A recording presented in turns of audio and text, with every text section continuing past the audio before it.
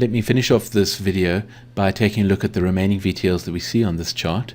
First of all, here is an upward 40-day VTL ranging from this trough of the 40-day cycle to this trough of the 40-day cycle. You will notice that there is no downward 40-day VTL. Let me zoom out a little bit and I can demonstrate why there is no downward 40-day VTL.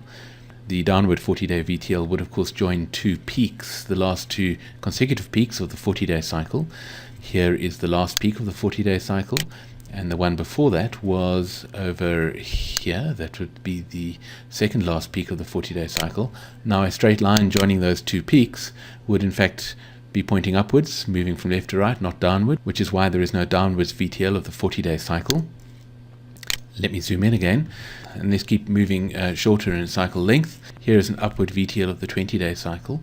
Note that here again, there is no VTL connecting the last two consecutive troughs of the 20-day cycle, because again, that upward VTL would be pointing downwards, which makes it invalid, and so the Hurst trader goes back and plots the second last upward VTL, if you like, which is of course an old or expired VTL because price crossed that VTL at this point over here. But the Hurst trader still plots it because it provides us with useful information. The useful information that this provides us with is the fact that this bar here was a peak of the 40-day cycle. Now let's have a look at the 10-day VTLs. We have a downward VTL over here, joining the last two peaks of the 10-day cycle. That's that peak over there and that peak over there. And there is the downward 10-day VTL.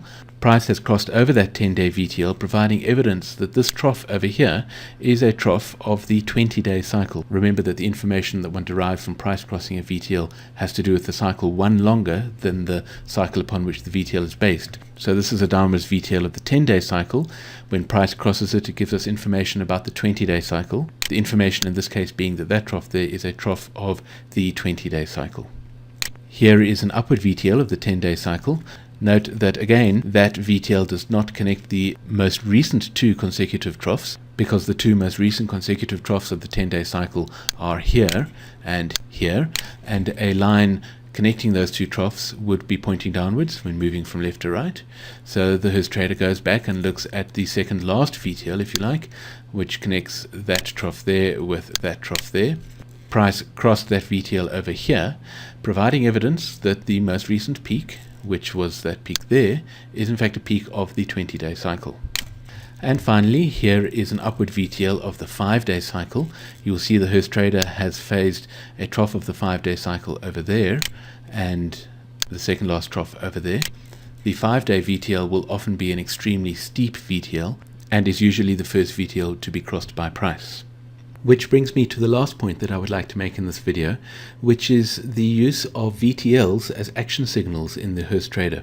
VTLs provide for very useful action signals, and one of the reasons why this is true is because very short VTLs can often provide information and confirmation about troughs and peaks of much longer cycles. I'd like to demonstrate why this is true. I've taken the last bar of the analysis period of the same chart that we have been looking at back to the day on which the market formed the very important trough in March 2009. You will see from the phasing analysis that the Hurst trader has performed that it is of course expecting a very major trough at around about this time. I've left these boxes on because they demonstrate the accuracy with which the Hurst trader picked this trough in March 2009. But let me turn those off. Now I would like to direct your attention to the VTLs. Because of the phasing analysis that the Hurst trader has performed, you can see that we are expecting a very important trough, what is called a nest of lows. Now the longer cycle in this nest of lows is at least the 20-week cycle, if not in fact the 18-month cycle. Now because we are expecting such a prominent trough, a trough of 18-month strength, one might think that the way in which one would confirm that the 18-month trough has been achieved would be to look at the downward VTL of the 40-week cycle.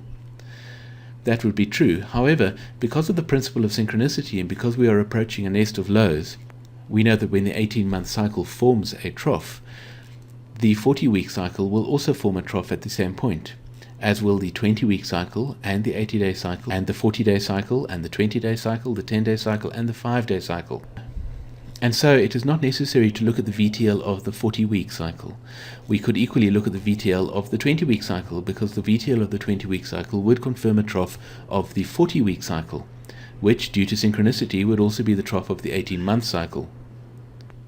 And we could extend that logic further and further down, until eventually we could say with some degree of confidence that when the 5-day VTL is crossed by price, that indicates that the 10-day cycle has encountered a trough. Through the principle of synchronicity, because the 10-day cycle has encountered a trough, we know that the 20-day cycle has encountered a trough, and that the 40-day cycle has formed a trough, and that the 80-day cycle has formed a trough, and so on, all the way up to the 18-month cycle. And this is the power of the VTL. Through the use of the humble 5-day VTL, we are able to confirm the formation of the 18-month cycle. Now, I say that rather glibly because one would not often go as far down as the 5-day cycle to confirm the trough of a cycle as long as the 18-month cycle, but the principle is absolutely correct. In this case, we would probably take a look at perhaps the 10-day cycle. The reason why I wouldn't go as far down as the 5-day cycle is because you must remember that the VTLs are plotted on the basis of the phasing analysis that the Hurst trader has performed.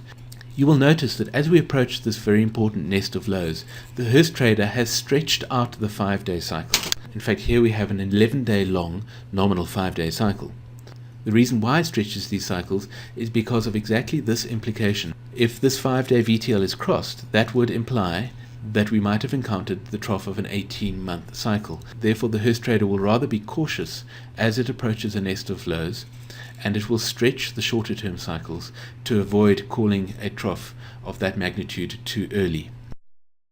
Well, that wraps up this video on VTLs. I hope that you will join me in the next Hurst trader tutorial.